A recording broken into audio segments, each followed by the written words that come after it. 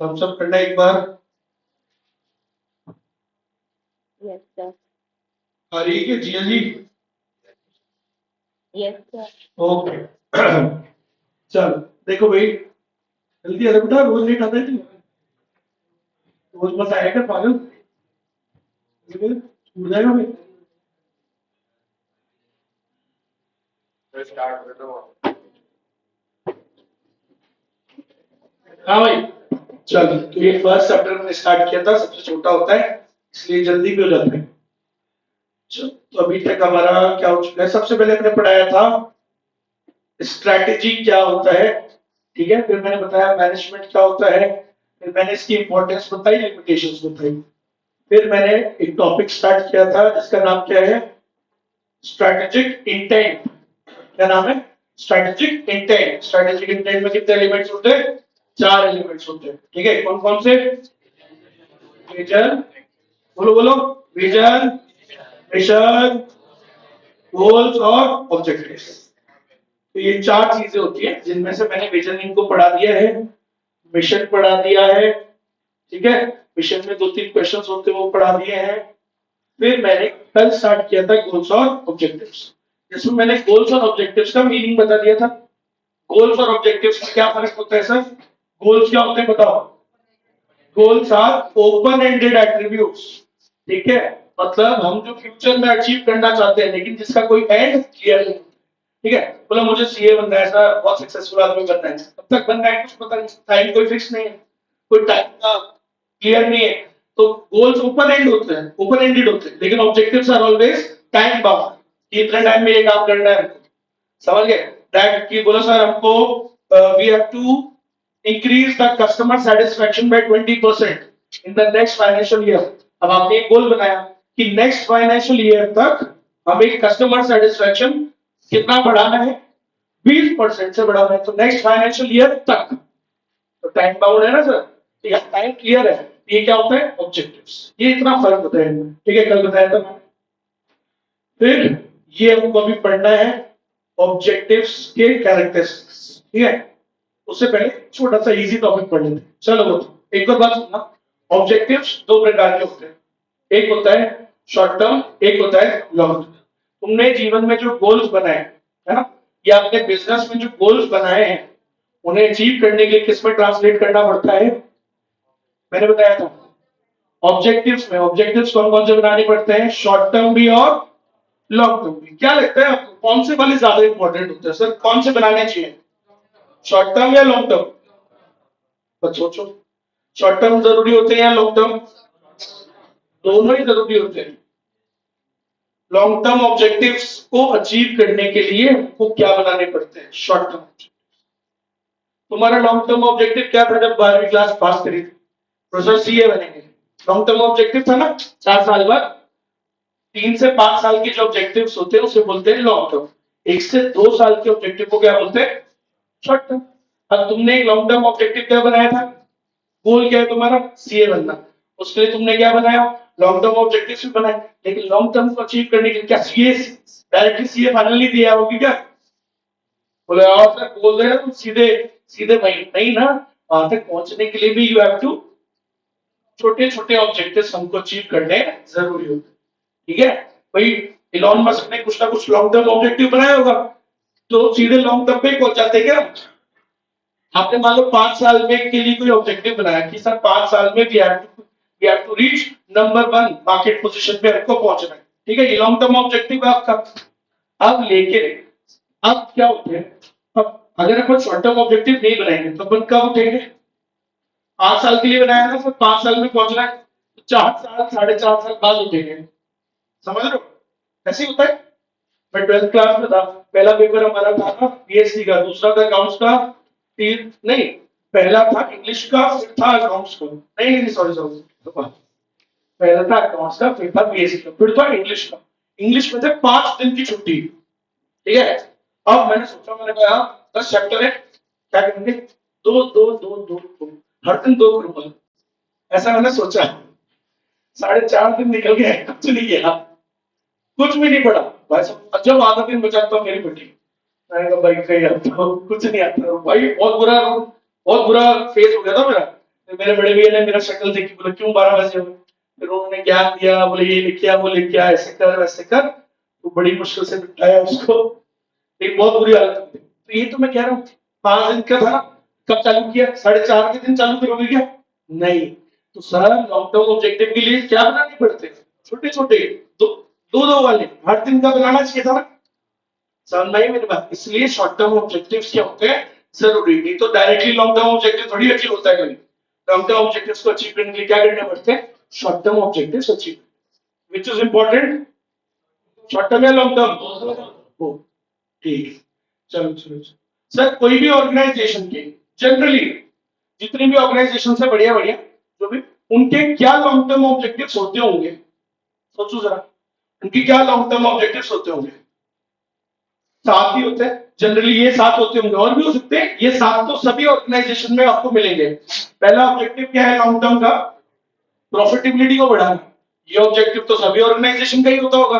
है कोई ऐसी ऑर्गेनाइजेशन बोला सर उसका नहीं है प्रॉफिटेबिलिटी? नहीं, उसको लेना दम नहीं है प्रॉफिट, ऐसी है कोई? सभी का कौन सी है? क्या ही बोलूं मैं?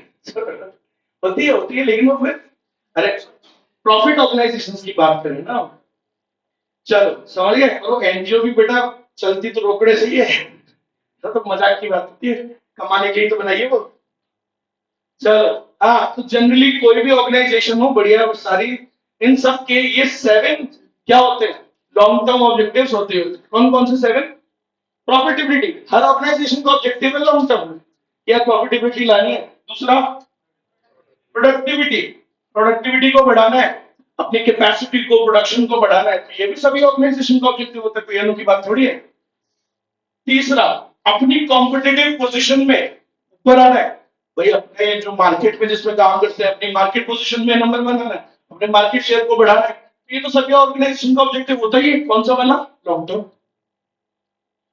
Employ development, sir long term में अपने एम्प्लॉयज का भी डेवलपमेंट होना चाहिए, तो सभी ऑर्गेनाइजेशन का होता ही है नॉर्मली। तो ये 7 क्या है? जो 7 ऑब्जेक्टिव्स है, ये नॉर्मली जो हर ऑर्गेनाइजेशन भी लॉन्ग टर्म ऑब्जेक्टिव्स होते ही, ये तो होते ही है। Employ relations, sir employ relations क्या होने चाहिए? बेटर होने चाहिए विद द मैनेजमेंट। ठीक है, अच्छा अच्छा रिलेशन क्रिएट होना चाहिए, अच्छी बात है। Technological leadership, sir we have to attain, long term में क्या अटेन करना है हमको? टेक्नोलॉजिकल लीडरशिप अटेन करनी है, सबसे बढ़िया टेक्नोलॉजी हमारी होनी चाहिए, ऐसी जो किसी के पास ना हो। तो ये सभी ऑर्गेनाइजेशन का क्या होता है? Long term objective. और लास्ट है क्या? Public responsibility. तो सर देश के लिए भी हमारी कुछ जिम्मेदारी बनती है, समाज के लिए भी बनती है, तो वो भी हमें अचीव करनी है। आजकल तो होता ही है ना कॉर्पोरेट सोशल रिस्पॉन्सिबिलिटी, CSR। आप लोग जब बिग 4 वगैरह में नौकरी वोकरी करने जाओगे तो वहां पे कभी कभार सैटरडे संडे को वहां पे भी जाना पड़ता है। समझ रहे हो? ऐसे नहीं बोला लूटी लोगे, बोला पैसे कमाते रहोगे क्या, बोला सर उसके लिए भी तो लगाओ समाज के लिए। So you have to go, कई बार जाना पड़ेगा कुछ स्कूल्स वगैरह में, कई जगह जाना पड़ेगा, तो सामाजिक जिम्मेदारी भी तो बनती है ना अपनी। समझिए, तो ये सब ऑब्जेक्टिव्स जो है 7, ये लगभग सभी ऑर्गेनाइजेशंस में होते हैं लॉन्ग टर्म ऑब्जेक्टिव्स। तो क्वेश्चन आ सकता है कि जनरली सभी ऑर्गेनाइजेशंस में कौन से ऑब्जेक्टिव्स होते हैं लॉन्ग टर्म ऑब्जेक्टिव्स? तो कौन कौन से होते हैं जरा बताओ बिना देखे। हाँ सोचो, नॉर्मल दिमाग में डालो, सोचो। प्रॉफिटेबिलिटी तो सबका होता ही होगा, प्रोडक्टिविटी बढ़ाना सबका होता ही होगा, एम्प्लॉय डेवलपमेंट, अच्छा पहले ऑर्गेनाइजेशन वाले सोचो, टेक्नोलॉजिकल लीडरशिप होता ही होगा, कॉम्पिटिटिव मार्केट पोजीशन में ऊपर जाना होता ही होगा, और हाँ चलो एम्प्लॉयज वाले पास जाते हैं, एम्प्लॉय डेवलपमेंट होता ही होगा सभी ऑर्गेनाइजेशन का, एम्प्लॉय रिलेशंस होता ही होगा, पब्लिक रिस्पॉन्सिबिलिटी होता ही होगा। हो गए के साथ? हो गए, चलो क्लियर है। तो ये भी हो गया सब, है ना? ठीक, अब सुनिएगा, कैरेक्टरिस्टिक्स ऑफ ऑब्जेक्टिव्स। सर हमेशा जब ऑब्जेक्टिव्स हम बनाएं तो ऑब्जेक्टिव्स की क्या कैरेक्टरिस्टिक्स होती है, कैसे होने चाहिए, कैसे होते हैं, होने चाहिए नहीं, कैसे होते हैं ऑब्जेक्टिव। कैरेक्टरिस्टिक्स का मतलब क्या होता है कि उसमें क्या क्या चीजें हैं। भाई जैसे अभी ये पढ़ा हुआ ये है ना, ये जो भी एक है हनीमून लिखा है इसमें, हनीवेल, ये भी कंपनी आती है क्या? पहली बार देखा, तुम देखी थी पहले कंपनी हनीवेल है? सकती है, तो क्या था इसका? अच्छा, पहली बार देखी भाई।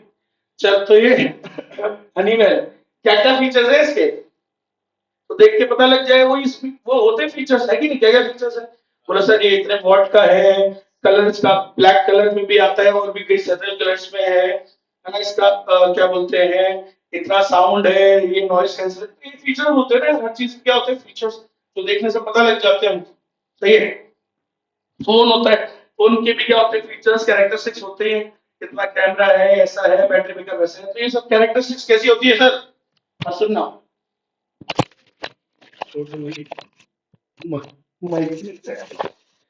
रिकॉर्ड हुआ नहीं हुआ। हाँ भाई, कैरेक्टरिस्टिक्स कैसी होती है, चलो स्टार्ट करते हैं। ये क्वेश्चन आता है कई बार, और ये डायरेक्ट क्वेश्चन आता है ये वाला। सो कैरेक्टरिस्टिक्स बताते हैं हम ऑब्जेक्टिव्स की। ऑब्जेक्टिव्स की कैरेक्टरिस्टिक्स क्या होती है, देखो सबसे पहला, objective should define the organisations relationship with its environment. देखो भाई, कोई भी ऑर्गेनाइजेशन बिना एनवायरनमेंट के चल सकती है? सब चीजें तुम अपने आप कर सकते हो, रिसोर्सेस इनपुट्स सब खुद ही बना सकते हो, है ना। अच्छा, इन सारे एम्प्लॉइज, क्या भाई एम्प्लॉइज कहां से आते हैं? एम्प्लॉइज कहां से आते हैं? बाहर से, है ना।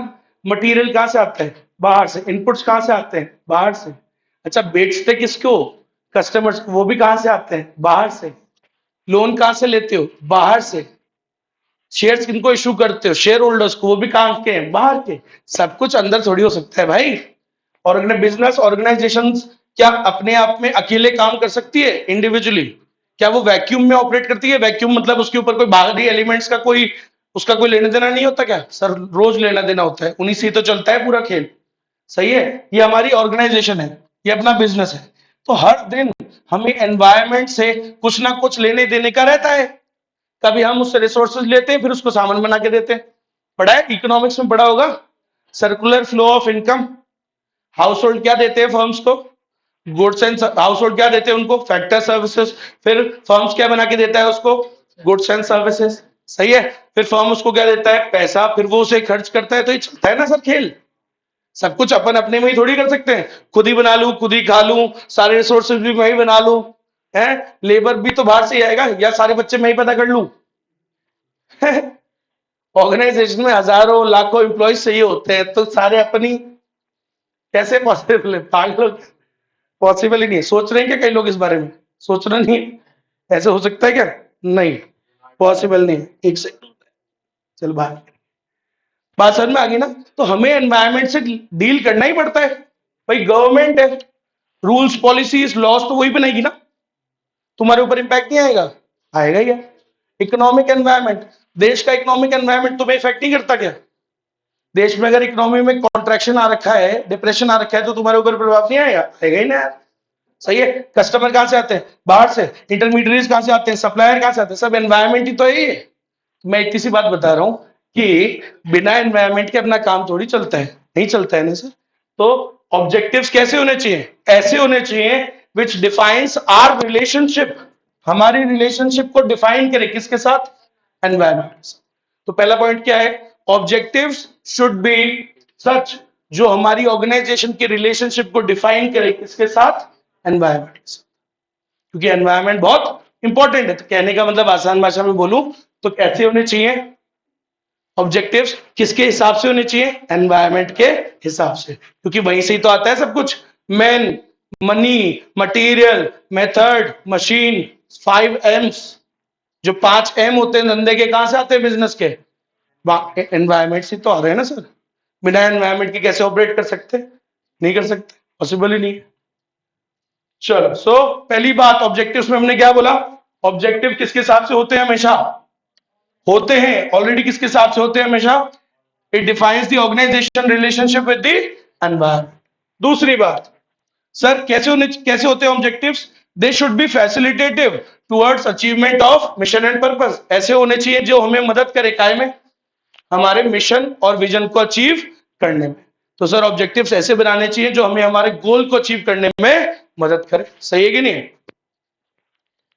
They should provide the basis for strategic decision making.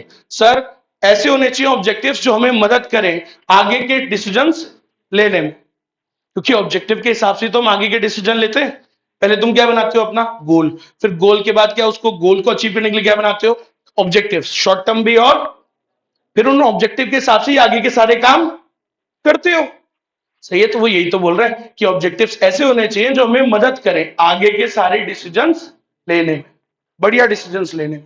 सही है, ऑब्जेक्टिव्स बढ़िया होंगे तो आगे के डिसीजंस भी बढ़िया होंगे। अगर ऑब्जेक्टिव ही अच्छा नहीं बनाया तुमने तो आगे के डिसीजंस भी फिर उस हिसाब से होंगे। सही है कि नहीं है? अब मान लो ये भाई है, अपने क्या नाम है बेटा, चिन्मय। चिन्मय भाई बोलता है, बोले सर मैं तो गैंगस्टर बनूंगा। मेरे को क्या बनना है, गैंगस्टर बनना है, गैंगस्टर। गैंगस्टर तो लोगों तो गैंगस्टर बनना है इसको आजकल, है नया वाला। अब एक गैंगस्टर बनना चाहता है भाई, तो इसने ऑब्जेक्टिव ही अच्छा सेट नहीं किया। तो जब ऑब्जेक्टिव ही सेट नहीं किया तो आगे के सारे डिसीजंस भी इसके अच्छे नहीं होंगे। जब ऑब्जेक्टिव ही गलत सेट करोगे तो आगे के डिसीजंस भी गलत ही होंगे, सिंपल सी बात है। तो ऑब्जेक्टिव्स कैसे होने चाहिए, विच शुड फैसिलिटेट, जो हमें मदद करे काय में, हमारे मिशन और पर्पस को अचीव करने में। और ऑर्गेनाइज, और कैसे होनी चाहिए ऑब्जेक्टिव्स, ऐसे होने चाहिए विच गिव्स द बेसिस, जो हमें एक क्या दे, एक बेसिस दे आगे के डिसीजंस लेने के। खत्म। They should provide standards for performance appraisal, कल बताया था मैंने। ऑब्जेक्टिव्स के हिसाब से हम क्या डिसाइड करते हैं, परफॉर्मेंस अप्रेजल।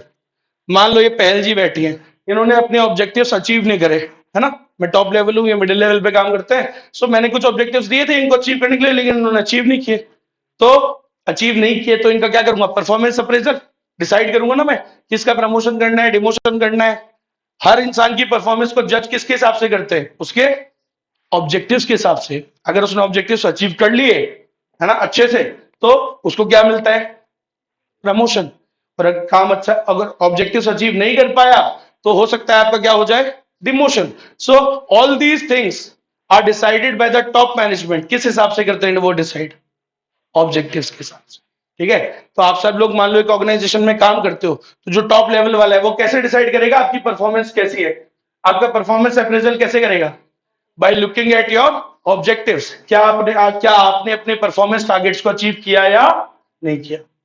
मैंने आपको बोला था 6 महीने के अंदर प्रोडक्शन बढ़ जाना चाहिए। अब प्रोडक्शन मैनेजर हो आप, नहीं बढ़ा वो, तो इससे आपकी परफॉर्मेंस पता लगी ना कि अच्छी नहीं थी performance. So I will take whatever action I need to take. सही है कि नहीं है? अरे समझ में आई मेरी बात? तो ये सब फैसले कौन करता है, टॉप मैनेजमेंट। उसको करने के लिए क्या यूज करता है, objectives. So objectives provides the standards for the performance appraisal. सबकी परफॉर्मेंस का अप्रेजल करने के लिए क्या क्या ऑब्जेक्टिव्स क्या देता है, एक स्टैंडर्ड देता है, जिससे आप सबकी परफॉर्मेंस को चेक कर सकते हो, कंपेयर कर सकते हो। सही है, पक्का? बस ऑब्जेक्टिव्स कैसे होने चाहिए, कॉन्क्रीट होने चाहिए, स्पेसिफिक होने चाहिए, क्लियर होने चाहिए।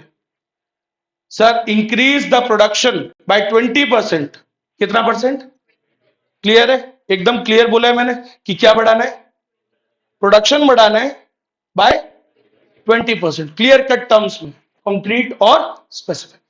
अब उसी में तो एक लाइन और जोड़ देता हूं, increase the production by 20% in the next quarter. तो ऑब्जेक्टिव्स कैसे होने चाहिए, टाइम फ्रेम, टाइम बाउंड होने चाहिए, ठीक है नहीं, ऑब्जेक्टिव्स पे टाइम लिमिट क्लियर कट होनी चाहिए। सोचो, मैंने पहल जी को बोला, मैंने कहा बेटा इंक्रीज द प्रोडक्शन बाय 20%, कोई टाइम नहीं बताया।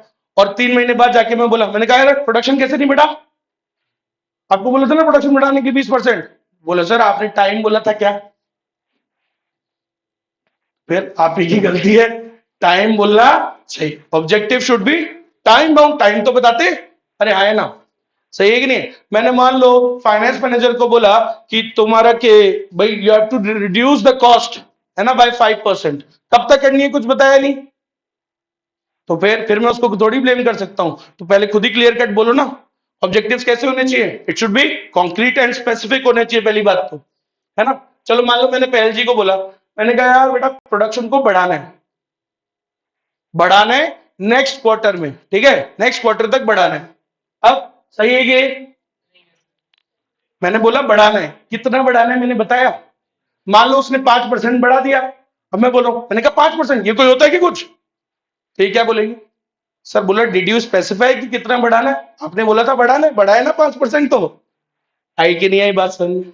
होता है ना, 11th क्लास में तुम्हारा रिजल्ट आया 70%, अब 12th में आया 72, घर वाले बोल रहे, बोले एक रिजल्ट आता है, बोला अरे ग्रोथ तो हुई है ना, आपने बताया था कि बढ़ना कितना बढ़ाना, आई ना बात समझ में? तो क्लियर कट होना चाहिए, कॉन्क्रीट, स्पेसिफिक और टाइम बाउंड। क्लियर है? Next sir, objectives should be कैसे होने चाहिए? मेजरेबल होने चाहिए, कंट्रोलेबल होने चाहिए। आज अगर अपन, जैसे वो सुना है ना तुमने, एक होता है क्वांटिटेटिव, एक होता है क्वालिटेटिव। तो क्वांटिटेटिव होना चाहिए ना, जिसको आप क्या कर पाओ, मेजर कर पाओ, क्योंकि मेजर कर पाओगे तभी तो क्या कर पाओगे, कंट्रोल। सही बात है। आज आप हर वो चीज को कंट्रोल कर सकते हो जीवन में जो चीज क्या कर सकते हो, मेजर। समझ रहे हो? मैं अपना वजन नापता ही नहीं हूं, क्योंकि मेजर कर लिया तो क्या करना पड़ जाएगा, मेजर कर लोगे तो कंट्रोलिंग चालू हो जाती है फिर दिमाग में। समझ गए? अपन जिस दिन वो खोल लेते हैं कि अगर अपन रेगुलरली डेली अपना वो खोलने लग जाए, वो अरे वो होता है ना यार, अरे मोबाइल में क्या होता है वो, स्क्रीन टाइम, स्क्रीन टाइम रोज ओपन करने लग जाओ एंड यू विल सी कि आपके पास टाइम होता है। ठीक है? और आपको धीरे धीरे पता लगने लग जाएगा, आप धीरे धीरे उस अनप्रोडक्टिव टाइम को क्या करने लग जाओगे, कंट्रोल। मेरे कहने पे सिर्फ देखना चालू कर दो, मैं नहीं बता रहा कैसे कंट्रोल करना है, मैं सिर्फ बोल रहा हूं देखना तो चालू करो।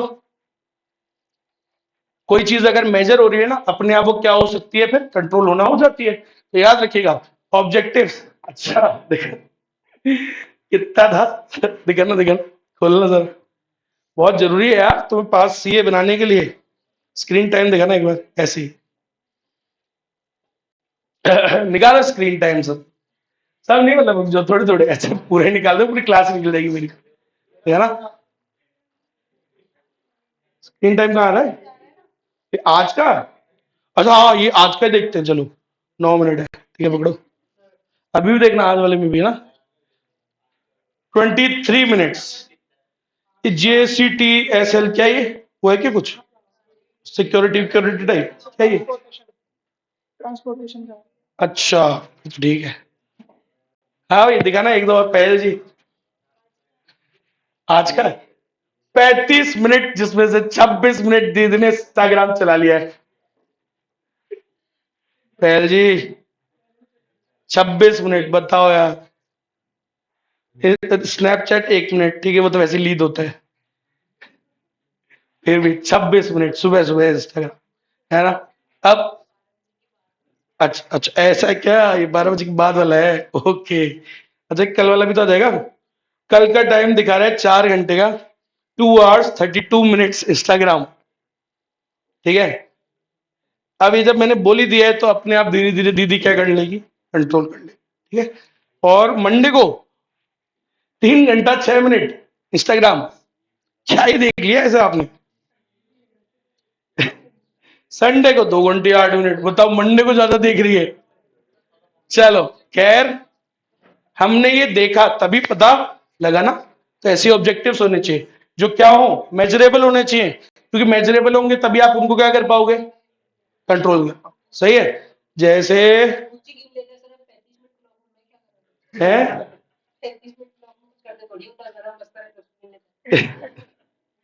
नहीं, जैसे ये क्या है, एंटरटेनमेंट 3 hours 51 minutes, मंडे को है 5 घंटे का, जिनमें 1 hour 25 minutes, तो कम करना है ना? यहां बैठे हुए सभी बच्चों को इस बात को ध्यान दो, सभी प्रॉब्लम्स फेस करते हैं, अपने को इसी टाइम को कट करने है ना? बिकॉज मैं, मेरे को पता है, मैं जनरल लगा लिया आइडिया, है ना, आपको भी दे दिया आइडिया, लेकिन इस बात को समझना, आपको इसी को कट करना है, क्योंकि you will not have time for your self, इतना टाइम आपके पास होगा नहीं। अभी है, अभी है इसलिए ठीक है कर लो, लेकिन अब जैसे जैसे कोर्स बढ़ेंगे, सब्जेक्ट्स बढ़ेंगे, और सीए इंटर है बेटा, तो यहाँ तो आपको क्या होता है, टाइम बहुत कम होता है, क्योंकि डेली की पढ़ाई इतनी होती है, सारे सब्जेक्ट्स होते हैं खूब सारे, समझ गए? फिर सबको पढ़ना, फिर अच्छा जो प्रैक्टिकल वाले हैं उनका होमवर्क करना पड़ेगा डेली, ठीक है भाई, उनका होमवर्क होता है, थ्योरी वालों को थोड़ा थोड़ा रिवाइज करना होता है, 15 15 20 20 मिनट। समझ गए? कि आज एसएम पढ़ा है तो एसएम तो 15 मिनट तो थोड़ा डेली पढ़ो, ये आपके होमवर्क का पार्ट है। अब लेकिन आप सोचो आपने बहुत काफी टाइम अभी वेस्ट हो रहा है, इसको ट्राई कीजिएगा कट करने का, ठीक है, करना, लेकिन देखोगे तो ही कट कर पाओगे, देखने से तो पता लगा ना। तो याद रखिएगा ऑब्जेक्टिव्स कैसे होने चाहिए, मेजरेबल होने चाहिए, है ना, जिसको आप क्या कर पाओ, मेजर कर पाओ, क्वांटिटेटिव टर्म्स में होने चाहिए, सही है। अरे तभी क्या कर पाओगे, कंट्रोल कर पाओगे। अब मैंने बोला ना इंक्रीज द प्रोडक्शन बाय 20%, तो भी अब मान लो मैंने देखा प्रोडक्शन तो सिर्फ 12% बढ़ा है, तो ये तो 8% बहुत ज्यादा डेविएशन है। जब बड़ी डेविएशन है तो हम उसके लिए फिर क्या लेंगे, करेक्टिव एक्शंस, कंट्रोल करेंगे। पढ़ा है ना, कंट्रोलिंग चैप्टर था बीएसटी में, याद करो बीएसटी में कंट्रोलिंग चैप्टर था, तो उसकी प्रोसेस थी कंट्रोलिंग प्रोसेस। पहला स्टेप क्या होता है, सेटिंग अप स्टैंडर्ड परफॉर्मेंस। तो स्टैंडर्ड कौन देता है, ऑब्जेक्टिव ही तो देते हैं, कि हमने एक स्टैंडर्ड बनाया कि अपने को 20% बढ़ाना है ना। फिर हमने काम किया, एक्चुअल परफॉर्मेंस कितनी हुई, 12%। फिर दोनों को क्या किया, कंपैरिजन करते हैं, comparing the standard performance with actual performance, कर दिया कंपेयर, कितने का डेविएशन आया, 8, तो सर ये तो बड़ी है, तो अगर मेजर डेविएशन है तो क्या करते हैं, फिर हम उस पर करेक्टिव एक्शंस लेते हैं। यही था ना बीएसटी में भाई, यही यहां पर है। ऑब्जेक्टिव्स कैसे होने चाहिए, मेजरेबल, क्योंकि मेजरेबल होंगे तभी तो आप क्या कर पाओगे, कंपैरिजन कर पाओगे, और तभी आप उसको कंट्रोल कर पाओ, सही है। Next, objective should B challenging. अब यार क्या बताऊं तुमको मेरी कैपेबिलिटीज के बारे में, 3.5 किलोमीटर तो मैं चल सकता भी हूं, आराम से चल लेता हूं, ये तो मतलब ये नॉर्मल है, एवरी सिंगल डे वाला मामला है ना। अब मैं 3.5 ही चल रहा था, तो काफी टाइम से नॉर्मल हो गया था। फिर अब मान लो मैं भाई कितना बढ़ा रहा हूं, सिर्फ मैंने ना आधा किलोमीटर और बढ़ा लिया। आधा किलोमीटर बढ़ाने से कुछ होता है क्या, ऑब्जेक्टिव हमेशा कैसा होना चाहिए, चैलेंजिंग, बड़ा ऑब्जेक्टिव होना चाहिए, सही है। मान लो ये भाई है, अब ये मैंने इसको बोला, मैंने कहा कितना वॉक कर लेता है, बोला सर 2 किलोमीटर तक कर सकते, ठीक है, तो इसने ऑब्जेक्टिव बनाया 2.5 तक। अबे 2.5 तक बनाओगे तो 2 तो वैसे ही कर लेते हो तुम, समझ गए। तो ऑब्जेक्टिव शुड बी चैलेंजिंग, लेकिन ज्यादा चैलेंजिंग भी मत बना लेना, एग्जैजरेट भी हो जाता ना कई बार, बोलो नहीं, बोलो सर 50 किलोमीटर कल से इतना भी नहीं, थोड़ा औकात में रहिए, सन भाई मेरी बात। तो ऑब्जेक्टिव्स कैसे होने चाहिए, जो थोड़ा आपको पुश करे, आपकी एबिलिटीज को स्ट्रेच करे। आगे बात समझ में, अभी आपको बता देता हूं। अभी जब तक, जिस दिन तक आपके कोर्सेज चल रहे हैं, मतलब जिस दिन तक आपका कोर्स कंप्लीट होगा सारे सब्जेक्ट्स में, तब तक आपको घर पे डेली मिनिमम 4 घंटे की पढ़ाई करनी है। अभी से स्टार्ट नहीं हुआ होगा क्योंकि अभी सारे सब्जेक्ट स्टार्ट नहीं हुए, ये मैं आपको बात बता रहा हूं। जब फुल ऑन चालू हो जाएगा आपका सारे सब्जेक्ट्स, तो आपको डेली 4 घंटे की मिनिमम पढ़ाई करनी है, ठीक है। क्योंकि यहाँ पे कितने घंटे हो जाएंगे आपके, 8-9 घंटे तो यही हो जाएंगे, समझ गए, 10 मान लो आने जाना मिला हम लोग के, 4 घर पे पढ़नी है, तो यही कर सकते हो आप। अभी आप इतना ही कर पाओगे, ठीक है, फिर आपके जो टेस्ट वेस्ट होंगे उसके लिए आप पढ़ोगे, तो ये 4 ही पढ़ सकते हो आप। लेकिन जब आपका कोर्स खत्म हो जाएंगे सबके, तब आप जब घर पे होगे, खुद पढ़ने बैठोगे, तब आपको डेली एटलीस्ट 12 घंटे की मिनिमम पढ़ाई करनी है ना। अब आपको ये अजीब लग रहा होगा कि बोलो सर इतना तो फाउंडेशन भी नहीं कर, हाँ तो भाई फाउंडेशन का लेवल है ना ऊपर, अब बढ़ गया ना, अब तो मामला बढ़ेगा ही ना सर। तो ये अभी से मैं इसलिए बता रहा हूं क्योंकि ये क्या होगा, it will be very challenging. बोलो सर कैसे करते होंगे इतना, आप में से कई लोग करने लग जाएंगे, देखना आप, समझ में आ रही है मेरी बात। तो करना पड़ता है, खुद को चैलेंज करना पड़ता है। तो ऑब्जेक्टिव्स कैसे होने चाहिए, दे शुड बी चैलेंजिंग, जो थोड़ा पुश तो करे। 3.5 में चल लेता हूं, 4 किलोमीटर का ऑब्जेक्टिव बनाया मैंने बस, अरे इतना थोड़ी बनाते, थोड़ा ज्यादा तो बनाओ, 6 का तो बनाओ, सही है कि नहीं, थोड़ा चैलेंजिंग तो होना चाहिए ना, ऐसा बिल्कुल इजी बना लोगे तो क्या है, सही है कि नहीं, है ना। तुम दो चल लेते हो और 2 का ही ऑब्जेक्टिव बनाया या 2.5 का बनाया, तो ये कोई चैलेंज नहीं कर पाएगा, आपको पुश नहीं करेगा। थोड़ा ज्यादा बनाओगे तो आप पुश करोगे, समझ गए, आपकी एबिलिटीज स्ट्रेच होंगी, क्लियर है कि नहीं है। Next, different objectives should correlate with each other. Sir जो सारे डिफरेंट डिफरेंट ऑब्जेक्टिव्स आप बना रहे हो, they should correlate with each other, सही बात है। अब एक बात बताओ, तुमने फाइनेंस डिपार्टमेंट को क्या बोला कि भाई कॉस्ट को कंट्रोल करना है ना, और मार्केटिंग डिपार्टमेंट को क्या बोला कि तुम्हें मार्केटिंग मतलब ज्यादा और बढ़िया एडवर्टीजमेंट कराओ, तो ये तो कॉन्ट्राडिक्टरी हो गए थोड़े।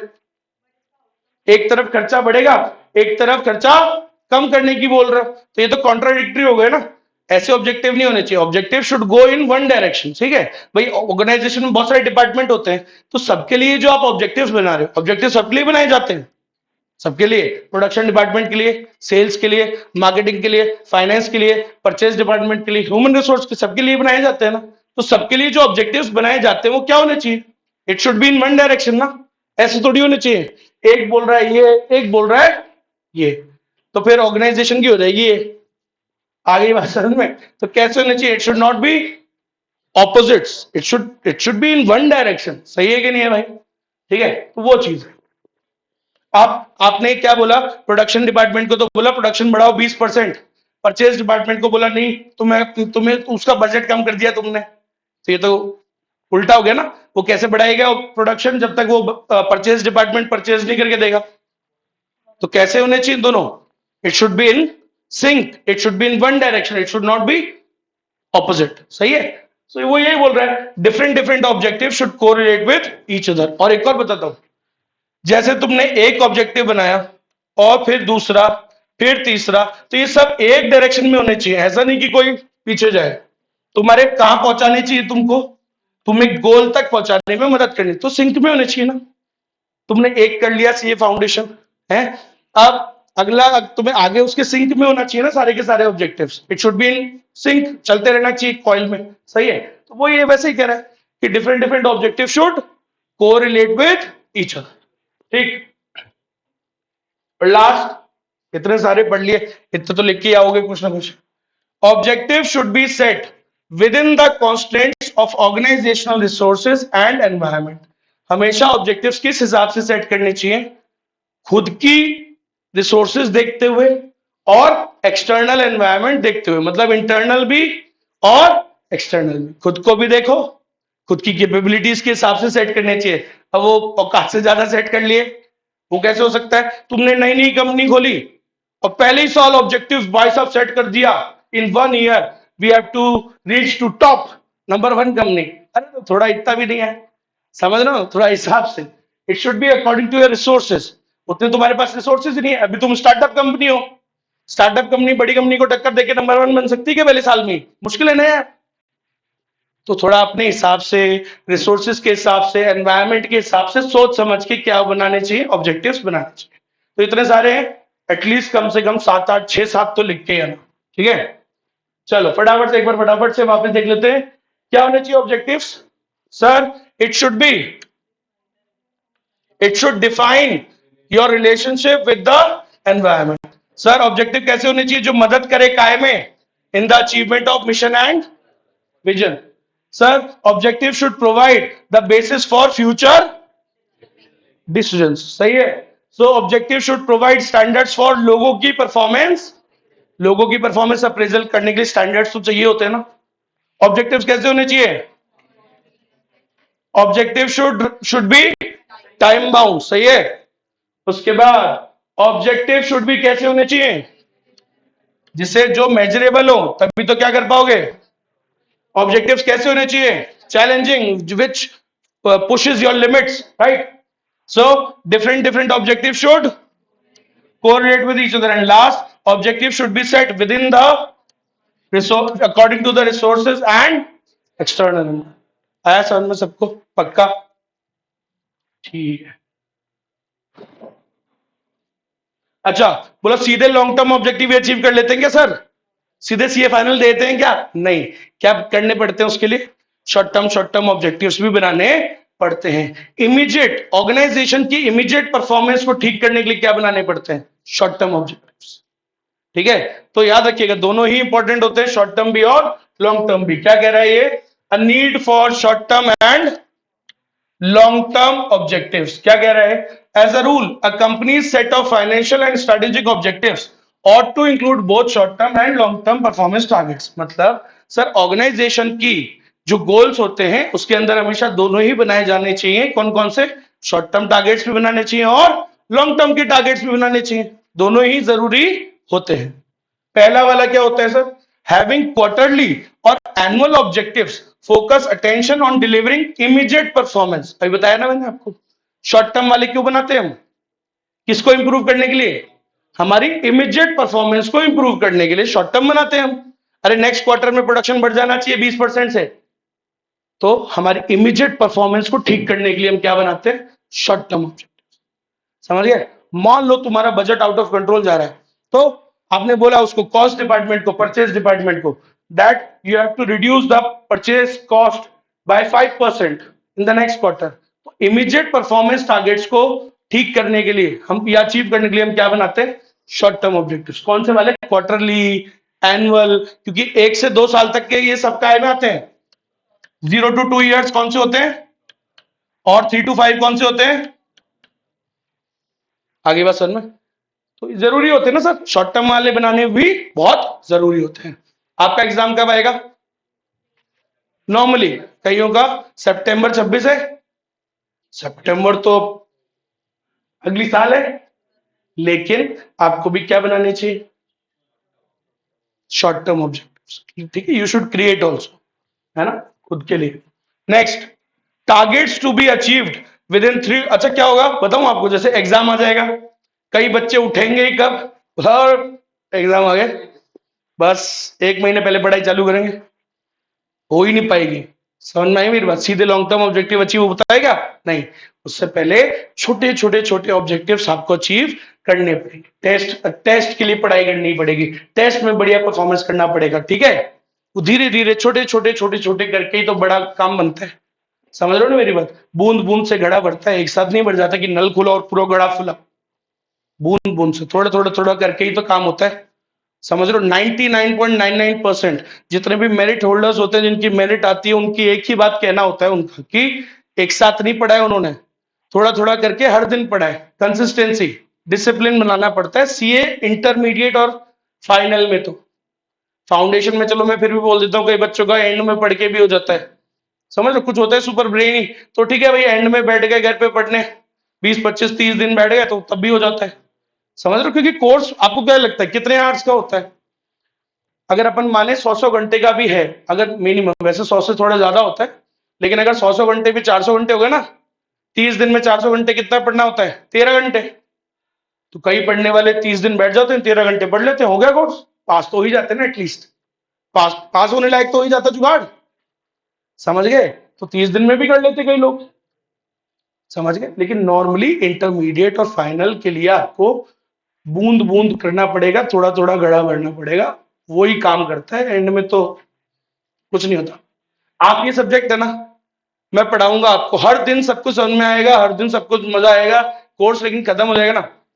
अब क्या, अगर आपने इसको छोड़ दिया और सीधे एग्जाम टाइम पे उठाया, तो याद नहीं होगा आपको, समझ में सब आएगा लेकिन वो याद नहीं होता एक बार में। इसको एटलीस्ट 2 या 3 बार करना पड़ता है एग्जाम से पहले। समझ रहे हो? तो आप कच्चा पक्का लिख के आओगे, और कच्चा पक्का लिख के आओगे तो नंबर भी वो कैसे देगा, कच्चे पक्के ही देगा। समझ गए? हमको परफेक्ट आंसर लिखना है, परफेक्ट लिखना है तो at least we have to do 2 बार 3 बार कम से कम कोर्स करना ही पड़ेगा। समझ में आया? चलिए, उसके बाद क्या कह रहे हैं, the targets which are targets to be achieved within 3 to 5 years prompt considerations of what to do now to put the company in position to perform better down the road। भाई सुनो, क्या होते हैं short term objectives, क्या होते हैं ये हमें बताते हैं। ये हम क्यों बनाते हैं कि हम लॉन्ग टर्म ऑब्जेक्टिव्स को, देखो आपने कोई लॉन्ग टर्म ऑब्जेक्टिव बनाया कि हमें ना 5 साल में नंबर 1 पोजीशन पे पहुंचना है, फर्स्ट पोजीशन पे पहुंचना है, फर्स्ट बनना है, फर्स्ट नंबर पे आना है ना, कंपनीज में, अपने मार्केट इंडस्ट्री में फर्स्ट नंबर पे आना है, ये आपका क्या है, लॉन्ग टर्म ऑब्जेक्टिव। अब उसे अचीव करने के लिए आज हम क्या करें, अभी हम क्या करें, क्योंकि सीधे 5 साल में यहां पहुंचना है, तो कब उठूंगा, 4:30 बाद उठूंगा क्या, जैसे मैं उठा था इंग्लिश के पेपर में, कब उठा था, 4:30 दिन बाद। हाँ, और पूरा टाइम ही निकल गया, तब तक तो टाइम निकल जाएगा तुम्हारा।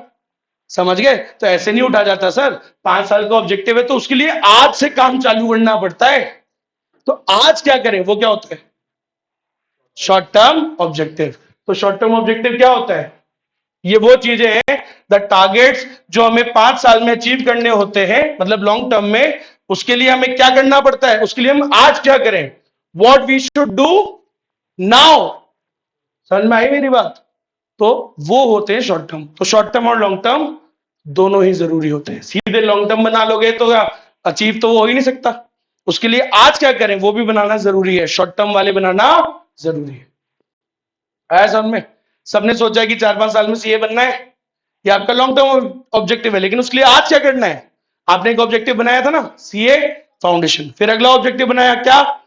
CA intermediate. तो बनाते हैं ना उसके लिए भी, तो तभी तो होता है काम। चलो, लॉन्ग टर्म हो गया ये भी। अब सुनिएगा वैल्यूज, लास्ट है। वैल्यूज क्या होती है? मेरी फेवरेट चीज होती है पढ़ाने में। देखो क्या होती है वैल्यूज, जिन पे आजकल कोई ध्यान देता नहीं, कोई वैल्यूज और प्रिंसिपल्स को मानता ही नहीं। क्या होती है values? Values are the deep rooted principles, deep rooted inherent beliefs, जो हमारे अंदर है, जो प्योर है। एक वर्ड होता है सैक्रोसेंट, क्या नाम है? सैक्रोसेंट। सैक्रोसेंट क्या होता है? प्योर। वैल्यूज क्या होते हैं? सबके प्योर होते हैं, अपने होते हैं। पहली बात तो सबके अलग अलग होते हैं, सबकी अपनी अपनी वैल्यूज होती हैं, उसूल होते हैं। ठीक है, वो पुरानी पिक्चरों में नहीं देखते थे वो अमिताभ बच्चन की, उफ ये तुम्हारे उसूल, तुम्हारे आदर्श, इनको बेच के तुम 2 वक्त की रोटी नहीं ला सकते, ऐसे बोलते थे ना वो पिक्चरों में। वो कौन सी पिक्चर थी? अरे वो मेरे पास माँ है, ये डायलॉग तो सबने सुना होगा। आज मेरे पास बंगला है, पैसा है, गाड़ी है, एसी है, टीवी है, फ्रिज है, तुम्हारे पास क्या है? मेरे पास माँ है। और क्या है बोलो? मेरे उसूल, मेरे आदर्श। बोले काय के उसूल और आदर्श? इनको बेच के 2 वक्त की रोटी नहीं। खैर वो डायलॉग बाजी चलती है ना। तो उसूल और आदर्श जो होते हैं ना बेटा, प्रिंसिपल्स, वैल्यूज, ये बहुत इंपॉर्टेंट होते हैं ऑर्गेनाइजेशन में। आजकल तो बहुत ज्यादा इंपॉर्टेंट है। पहले लोग इतना चलो केयर नहीं करते थे, लेकिन आजकल बहुत केयर करते हैं।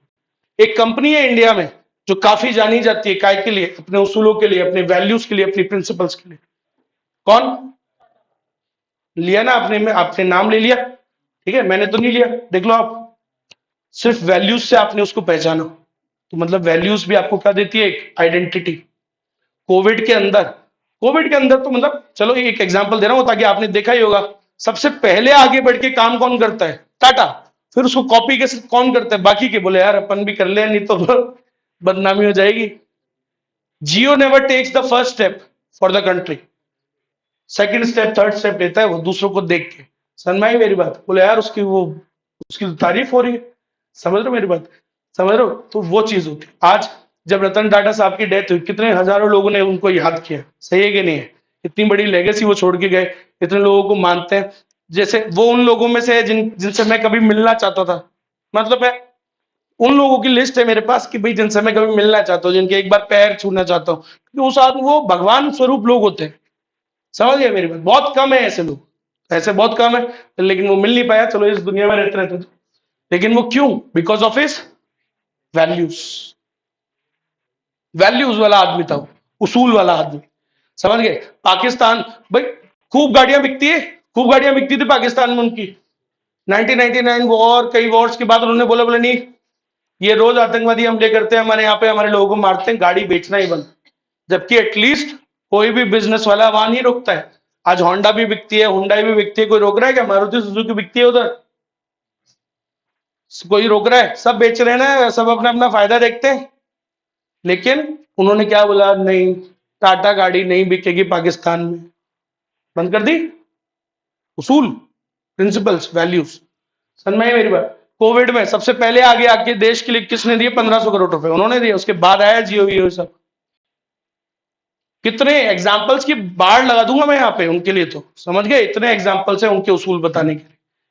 वो 2008 में क्या हुआ था, वो जो अटैक्स हुए थे वहां पे मुंबई के अंदर, ठीक है, जब मैं फॉर्म भरने गया था मुंबई यूनिवर्सिटी का, आई वॉज मतलब जब 12th पास ही हुई थी, सो मैंने मुंबई का, महाराष्ट्र मतलब मुंबई का फॉर्म भरा था, और डीयू का भी भरा था। आई वॉज देयर ओनली, मैं, मेरे 2-3 फ्रेंड्स और थे, ठीक है। सो वो सब जो हुआ, तो ताज ग्रुप ऑफ होटल किसका था? इन्हीं का ही था, टाटा ग्रुप का, ठीक है। तो क्या हुआ भाई साहब, जो भी टेररिस्ट अटैक हुआ था होटल के अंदर, है ना, ताज होटल में, आज जो बाहर के जो वेंडर्स थे, जो ठेले वाले हैं, एक बार के लिए तो वो क्या होते हैं, जो 5 स्टार होटल वाले के लिए तो एक तरीके से दुश्मन का काम करते हैं वो। समझ रहे? क्योंकि वो उनकी लुकिंग को क्या करते हैं? खराब करते हैं, है ना। भाई एक 5 स्टार होटल है, सोचो जस्ट बाहर क्या लगा हुआ है? गोलगप्पे का ठेला, अरे थोड़ा उसकी क्या खराब हो जाती है, उसकी वाइब और लुक्स खराब हो जाती है ना, तो ऐसा होता है। लेकिन फिर भी आप सोचो, जो ताज उसमें जो अटैक हुआ होटल के अंदर, जितने उसके अंदर लोग मरे, उसके अंदर उसके बाहर जो ये वेंडर्स थे, इनकी फैमिलीज को, चाहे वो गेस्ट हो चाहे एम्प्लॉइज हो, उनको आज तक सैलरी मिल रही है, जो भी उनकी लास्ट सैलरी थी, प्लस उनके बच्चों की पढ़ाई, उनके बच्चों की शादी का खर्चा। कौन देता है? कोई नहीं देता आज की डेट में भाई साहब। समझ लो, उनको वो क्या लगते हैं उसके, जो वेंडर्स थे बाहर चाय बेचने वाले। लेकिन ये होती है क्या? वैल्यूज। समझ लो, जब 20-21 साल के थे तो अमेरिका गए पढ़ने के लिए, वहां पे एक से प्यार हो गया भाई साहब, ठीक है। अब प्यार हो गया, ठीक है भाई, अच्छा तो उसको भी हो गया, मतलब दोनों को हो गया, ठीक है। शादी वादी करना चाहते थे। अब लेकिन यहाँ पे जो टाटा साहब थे, उनके मतलब जो सीनियर थे, उन्होंने उनको बुला लिया, बोले नहीं वापस आ जाओ, संभालना है, काम करना है। अब उस टाइम पे इंडिया इंडो चाइना वॉर चल रही थी। सो वो जो लड़की थी उसको उसके पेरेंट्स ने भेजा नहीं, बोला नहीं वो इंडिया तो नहीं जाएंगे, बोले वो वॉर वॉर चल रही है वहां पे, तो बोले नहीं, you you don't you will not go there, ठीक है। आई, फिर उसको भेजा नहीं लड़की। अगला आदमी, ठीक है, उसको आना पड़ा, परिवार भी इंपॉर्टेंट है, आए। अब कभी शादी नहीं करी। इसको बोलते बेटा वादा। शादी होने वाली थी उनकी वहां पे ऑलमोस्ट। वैल्यूज है ना मुश्किल। आज की डेट में कोई करता है क्या इंतजार? सवाल ही नहीं होता। एक दिन इंतजार नहीं करते, पहले से बैकअप में रहता है मामला। समझ रहे हो? Always have a backup before a breakup. ये आजकल का कहानी है, पहले की कहानी अलग था। वैल्यूज वाला इंसान था ना, उसूल वाला है। आज की डेट में कोई ऐसा जो मिल जाए भाई साहब रख लेना, भगवान स्वरूप होता है, क्योंकि ऐसा आदमी है ना। तो ये क्या होती है बेटा? वैल्यूज। ऑर्गेनाइजेशन की वेबसाइट पे सिर्फ लिखने के लिए नहीं होती, इनको मानना भी होता है। और कि ये कंपनी को क्या देती है? उसकी आइडेंटिटी देती है, ठीक है। So what are values? बोलो मेरे साथ, वैल्यूज आर, बोलो बोलो, values are deep rooted principles. Values are deep rooted principles which guides our decisions and actions. मेरे जो भी डिसीजंस होते हैं ना लाइफ में, जो भी मैं काम करता हूं, एक्शंस लेता हूं, वो किस हिसाब से करता हूं? मेरी अपनी वैल्यूज के हिसाब से। तो मेरी वैल्यूज मेरे को गाइड करती है कि मैं क्या काम करूं, क्या एक्शंस लूं, ये सब। A few common examples of values. Sir values के कुछ एग्जांपल्स जैसे इंटेग्रिटी, ट्रस्ट होना, अकाउंटेबिलिटी, ह्यूमिलिटी, इनोवेशन, डाइवर्सिटी, ये सब वैल्यूज के एग्जांपल्स हैं। कई लोग सिर्फ कॉपी करके चिपका देते हैं अपनी वेबसाइट पे, लेकिन कई कंपनीज इसको फॉलो भी करती है, और जो फॉलो करती है उसको, उसका नाम बढ़ता है। वैल्यूज क्या चीज होती है? वैल्यूज वो चीज होती है which should never B compromised, जिसके साथ कभी कॉम्प्रोमाइज नहीं करना चाहिए। समझ रहे हो? कभी उस वैल्यूज पर बात आ जाए तो वैल्यूज को हमेशा ऊपर रखना चाहिए, बाकी छोड़ देना चाहिए, ठीक है। लेकिन थोड़ा यहां क्या कह रहा है? Values should never be compromise either for convenience और for short term economic gain. तो इसमें एक हिडन बात है। क्या बोल रहे हो? कभी भी शॉर्ट टर्म गेन के लिए वैल्यूज को कॉम्प्रोमाइज नहीं करना चाहिए। हिडन मीनिंग क्या हुआ इसका? कर लेना चाहिए। आई बात समझ में? तो देख लो, कभी भी शॉर्ट टर्म गेन के लिए अपनी वैल्यूज को इग्नोर मत करना, कॉम्प्रोमाइज करना, अपनी वैल्यूज को ऊपर रखना। समझ गए मेरी बात? तो वो ये कह रहे हैं, और कंपनीज जितनी भी हैं उनको अपनी वैल्यूज से कॉम्प्रोमाइज नहीं करना चाहिए। समझ रहे हो? Values often reflect the values of the companies founder. ऐसी बात किसने बोली थी? एचपी जानते हैं ना सर, जिसका लैपटॉप यूज करते हो, फुल फॉर्म क्या है उसका? Hewlett Packard. तो उन्होंने एक बात बोली थी क्या, कि सर कंपनी की जो वैल्यूज है ना, वो किसकी वैल्यूज को रिफ्लेक्ट करता है? उसके फाउंडर की। आज टाटा कंपनी की जो वैल्यूज है, उससे किसकी वैल्यूज रिफ्लेक्ट होती है? उसके फाउंडर की। समझ रहे हो ना? देखा आपने? देख लो आप। तो जैसे रतन टाटा साहब, वैसे ही उनकी कंपनी की वैल्यूज से कभी कॉम्प्रोमाइज नहीं करना चाहिए। Values are the source of a company's distinctiveness. सही बात है, यही वो चीज है जो आपको दूसरों से अलग बनाती है। नहीं तो हर आदमी कुत्ते बिल्ली की तरह रेस में घूम रहा है। समझ रहे हो? जो चीजें दुनिया में चल रही है, ट्रेंडिंग में चल रही है, कर रहा है। खुद की वैल्यूज को हमेशा रखो, क्रिएट करो। वैल्यूज होनी चाहिए, उनसे छोटी मोटे फायदों के लिए उसे कभी कॉम्प्रोमाइज नहीं करना चाहिए, क्योंकि वैल्यूज ही एक इंसान को दूसरे इंसान से क्या दिखाता है? अलग। समझ रहे हो मेरी बात? नहीं तो शक्ल सूरत हाथ उंगली ये सब सबके बराबर ही है ना भाई। वैल्यूज ही डिस्टिंक्टिव दिखाती है आपको दूसरों से अलग। चलो ठीक है, इसके आगे कल और पढ़ते हैं, खत्म ही है तो चैप्टर। सिर्फ हमको ये छोटा मोटा वैल्यूज पढ़ना है और कल वो पढ़ाऊंगा टॉप जो यहाँ पे कौन कौन से लेवल्स होते हैं, तो कल ये चैप्टर हो जाएगा खत्म। और जिन्होंने आज ज्वाइन किया है भैया टेंशन मत लेना, अब आगे अगला चैप्टर परसों से ही चालू है, ठीक है। चलो कुछ तो आया होगा ना समझ में, कुछ तो 5% तो आया होगा, 95 नहीं आया तो 5% आया होगा, बढ़िया है। चलो